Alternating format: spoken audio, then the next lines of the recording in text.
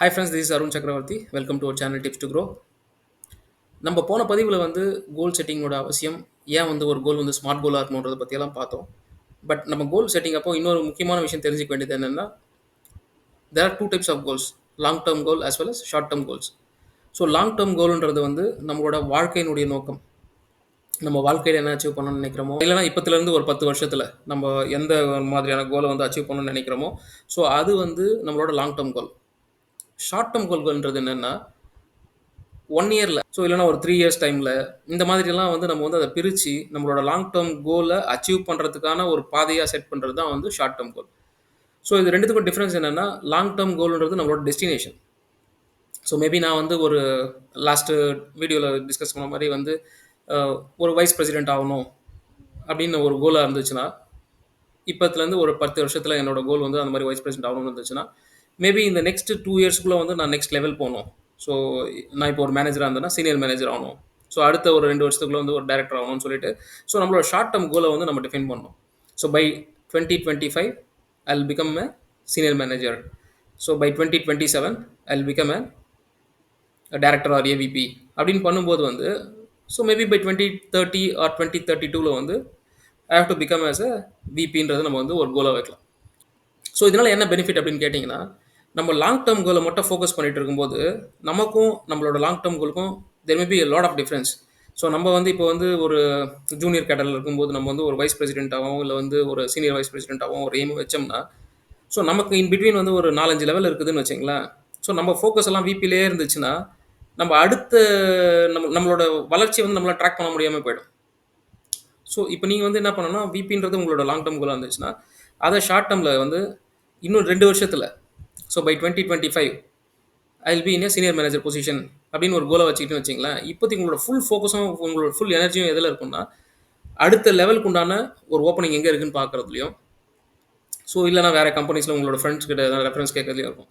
இப்போ இருக்கிற லெவலேருந்து நீங்கள் டேரெக்டாக விபிக்கு வந்து நீங்கள் வந்து எய்ம் பண்ணீங்கன்னு வச்சிங்களேன், ஒரு senior vice president position open பண்ணீங்க, நீங்கள் வந்து அந்த ஓப்பனிங் இருக்குதுன்னு தெரிஞ்சாலும் வந்து நீங்கள் வந்து you may not be eligible.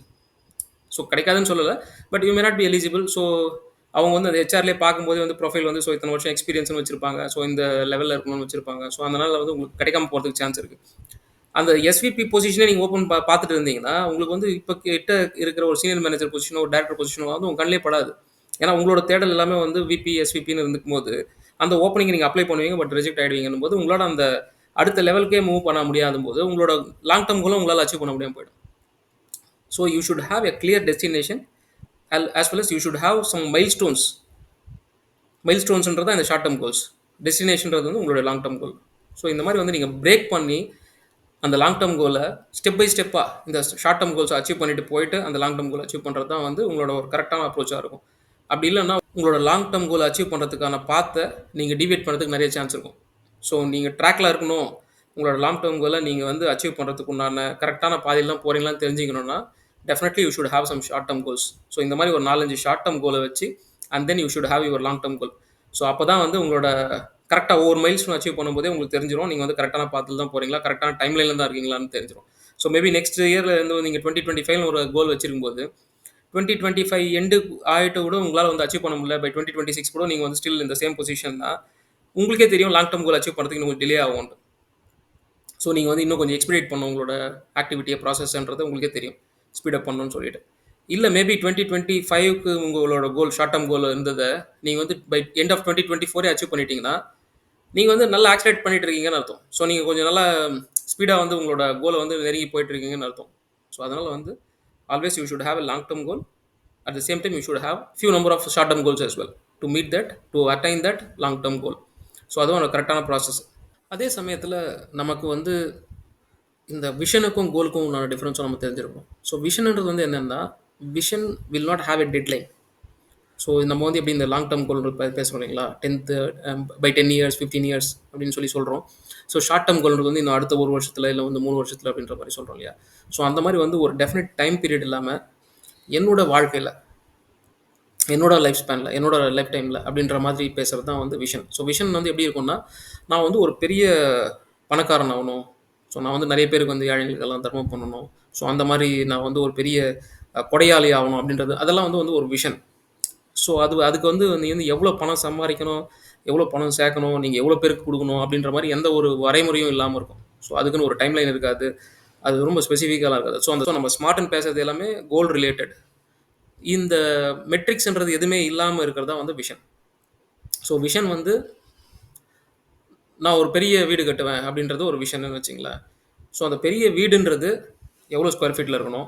So எத்தன மல்டி ஸ்டோரியா? இல்ல வந்து சிங்கிள் இதுவா? அபார்ட்மெண்ட் டைப்பா? இண்டிவிஜுவல் ஹவுஸா? ஸோ இந்த மாரி டிஃபைன் பண்றதெல்லாம் வந்து கோல். ஓகேங்களா? ஸோ அந்த கோல் அச்சீவ் பண்றதுக்கு நீங்க இப்ப இருக்கிற நிலைமையிலிருந்து எவ்வளோ வருஷம் ஆகும்? ஸோ அந்த குறிப்பிட்ட ஷார்ட் டெர்ம்ல வந்து என்னென்னலாம் பண்ணா நீங்க வந்து அந்த மாரி ஒரு பங்களாவ கட்ட முடியும் அப்படின்றத பண்றது தான் வந்து ஷார்ட் டெர்ம் கோல். ஸோ இதுதான் அந்த டிஃபரன்ஸ். ஸோ விஷனுக்கு வந்து ஒரு டெட்லைன் கிடையாது, டைம்லைன் கிடையாது. ஸோ அதே மாரி வந்து அது வந்து ஸ்பெசிஃபிக்கா இருக்கணும்னு அவசியம் கிடையாது. ஸோ உங்களோட விஷன் வந்து நீங்க வந்து நீங்க காண்ற கனவு தான் விஷன். ஸோ அதுக்கு அடுத்ததா அந்த கனவ எப்படி நினைவாக்க போறீங்க?